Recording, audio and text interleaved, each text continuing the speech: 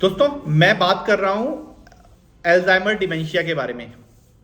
Dementia का सबसे जो मोस्ट इंपॉर्टेंट कारण होता है वैसे वो अल्जाइमर ही होता है। वैसे डिमेंशिया अकेला अल्जाइमर की वजह से नहीं होता, बहुत सारी वजहों से होता है। एक नया डाटा आया, उसके अकॉर्डिंग अभी के वक्त में देश में 80 से 90 लाख लोग डिमेंशिया से परेशान हैं।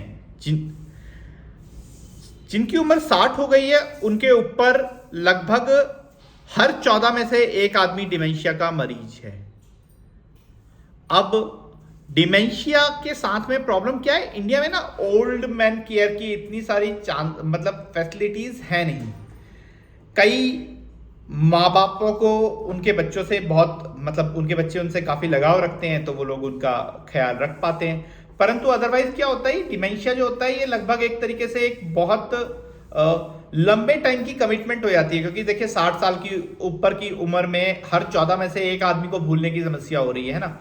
ये थोड़ी छोटे मोटे सिस्टम तक का है तो तब भी सही है, परंतु ये ज्यादा होने पर क्या होता है, इसकी वजह से नुकसान बहुत आदमी को बहुत ज्यादा दिक्कतें होने लगती हैं। बार बार वही क्वेश्चन वो पूछता है, जिससे धीरे धीरे बाकी जो है बॉडी में वो तो प्रॉब्लम्स है ही है, परंतु वो अपने आप में भी बहुत एक लो एस्टीम फील करता है। जो उसके आसपास होते हैं उनके लिए भी वो एक बर्डन टाइप का बन जाता है।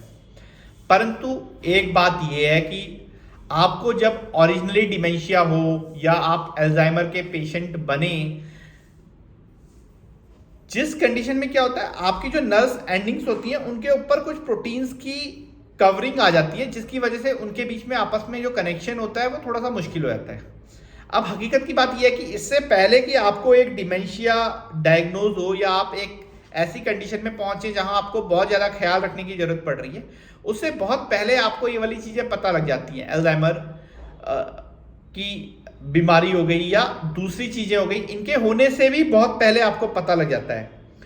आप इसको कंट्रोल कैसे कर सकते हैं, कुछ चीजों का ध्यान रखना है। जिस तरीके से मैं मोटा हूं इस तरीके से मोटा नहीं हो रहा आप लोगों ने, ठीक है। जितना आप मोटा होंगे उतनी आपके लिए ज्यादा दिक्कत होगी।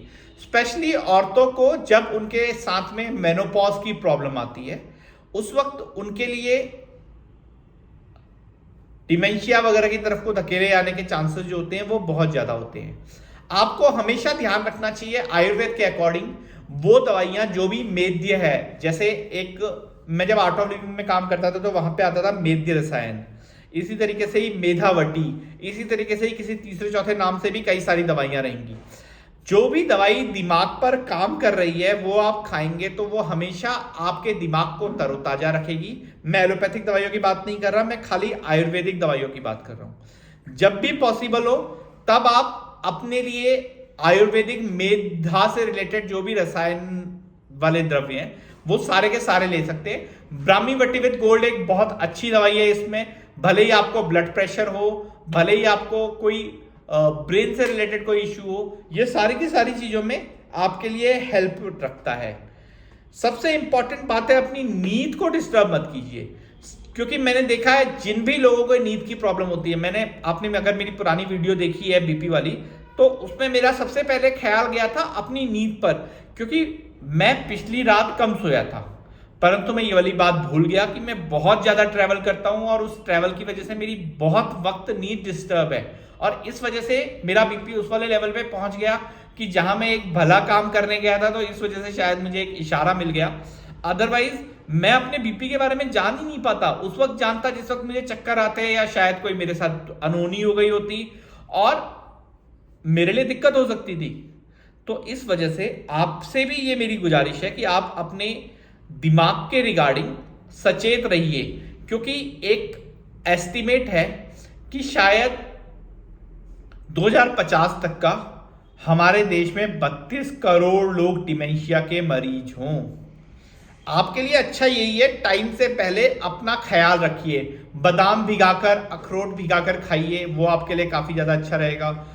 दूसरे भी किसी भी नर्वस इश्यू को इग्नोर मत कीजिए। नींद नहीं आ रही उसे इग्नोर मत कीजिए।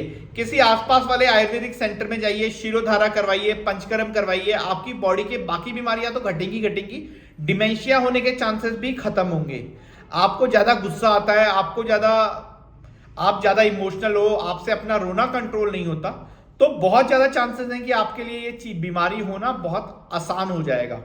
तो मेरी आपसे यही गुजारिश है कि आप अपने दिमाग का ख्याल रखिए, अपनी सेहत का ख्याल रखिए वैसे तो, परंतु दिमाग के मामले में बहुत ज्यादा, क्योंकि 32 करोड़ लोगों को जब डिमेंशिया होगा तो भारत देश में ऐसी व्यवस्था अभी हमारे पास में है नहीं, ना ही हम लोग 2050 तक ऐसी व्यवस्था, मतलब मेरी नजरों में तो हम लोग ऐसी व्यवस्था नहीं कर पाएंगे कि हम लोग 32 करोड़ लोगों को संभाल पाए डिमेंशिया के मरीजों को। तो स्वास्थ्य की एक बहुत इंपॉर्टेंट चीज है, अगर आप टाइम पे चीज करें तो शायद आप अपने आप को खाली परहेज रख के भी अपने आप को हेल्दी बना सकते हैं। आप थोड़े टाइम बाद में आए तो हो सकता है आप दवाई से ठीक हो जाएं, उससे और थोड़े ज्यादा बाद में जाएं तो हो सकता है आपको शल्य क्रिया की जरूरत पड़े, और उससे भी ज्यादा बाद में आप चेतें, या आप ये सोचिए आप मजबूर हो जाएं तभी आप उसका इलाज खोजने की कोशिश करें, तब तक वो बीमारी लाइलाज हो सकती है। तो इसलिए मेरी आपसे यही गुजारिश है कि जैसा भी है अपने स्वास्थ्य का ध्यान रखिए।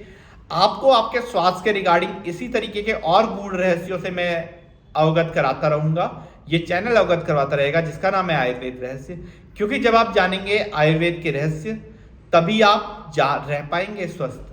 आपके स्वास्थ्य की मनोकामना के साथ मैं डॉक्टर अंशुमान जोशी आपसे विदा लेता हूं। जय धन्वंतरी, जय आयुर्वेद।